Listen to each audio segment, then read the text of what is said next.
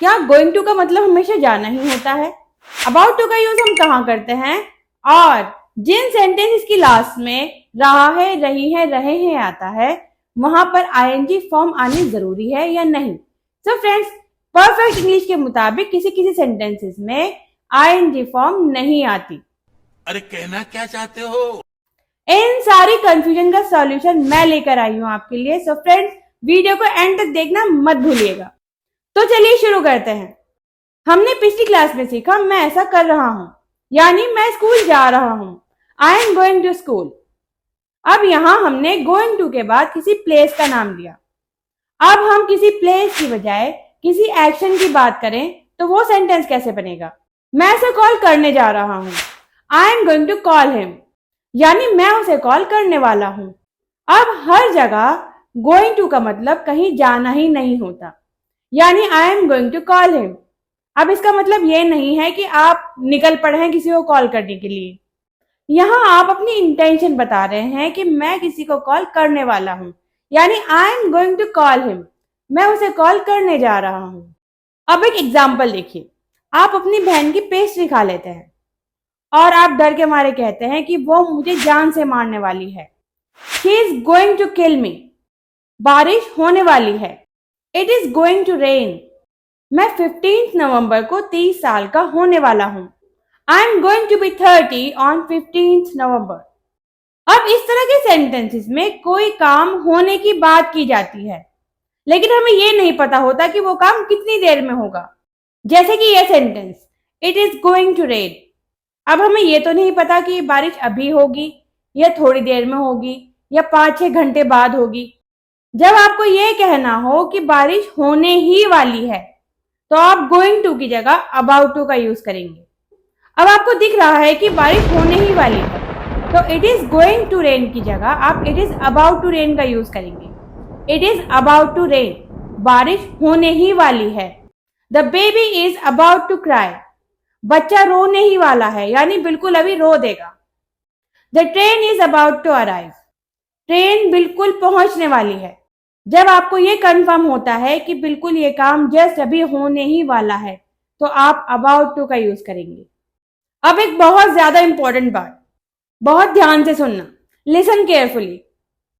आपकी बहन एक दिन घर आती है और बहुत ज्यादा थकी हुई दिखाई देती है। आप उसे कहते हैं तुम बहुत थकी हुई दिखाई दे रही हो। अब जो लोग प्रॉपर इंग्लिश नहीं जानते या जो जानते भी हैं वो भी इनमें गलती कर जाते हैं, बोलते हैं you are looking tired.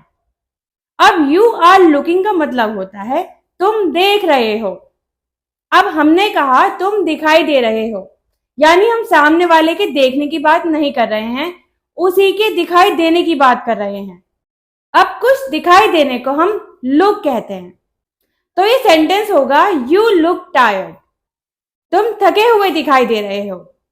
You look sad, तुम उदास दिखाई दे रहे हो। दे लुक रिच, वे अमीर दिखाई दे रहे हैं।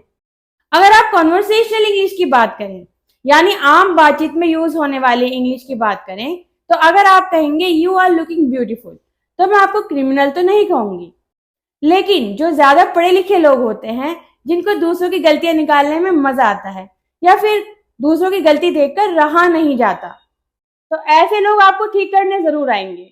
इसलिए अच्छा है कि आप सही इंग्लिश बोलें। अब ये सेंटेंस देखिए, तुमसे अच्छी खुशबू आ रही है।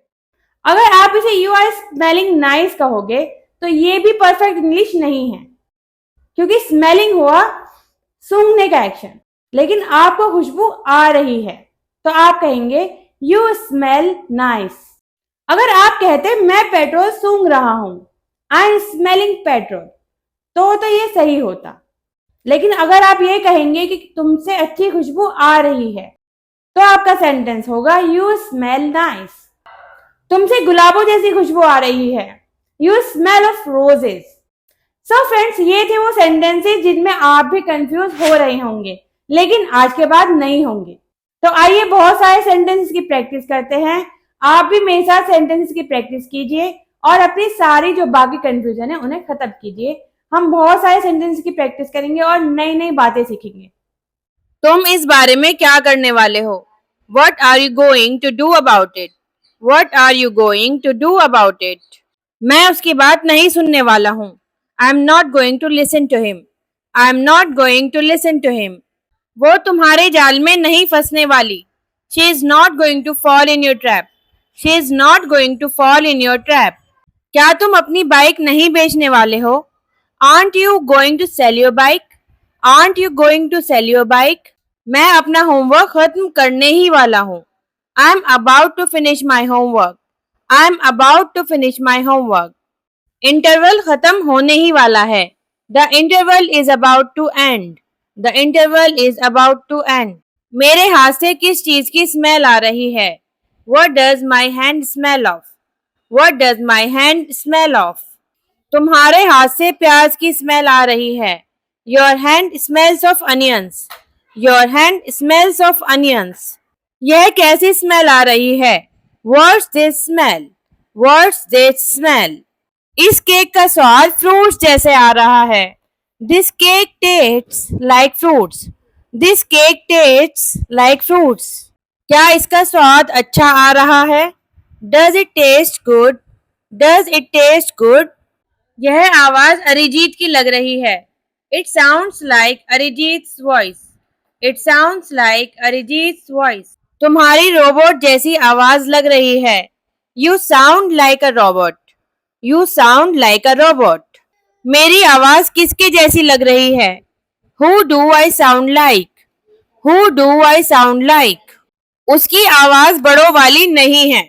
He doesn't sound like an adult. He doesn't sound like an adult. जो आपने कहा मुझे ठीक लग रहा है. Sounds good. Sounds good. What you said sounds good to me. What you said sounds good to me. मुझे यह बात सही नहीं लग रही. It doesn't sound right to me. It doesn't sound right to me. 40 degrees जैसा महसूस नहीं हो रहा है. It doesn't feel like 40 degrees. It doesn't feel like 40 degrees. दिसंबर जैसा महसूस हो रहा है. It feels like December. It feels like December. So friends, if you want to enhance your English fluency, practice these sentences entirely. मिलते हैं next episode में next topic के साथ. तब तक के लिए खुश रहिए, स्वस्थ रहिए.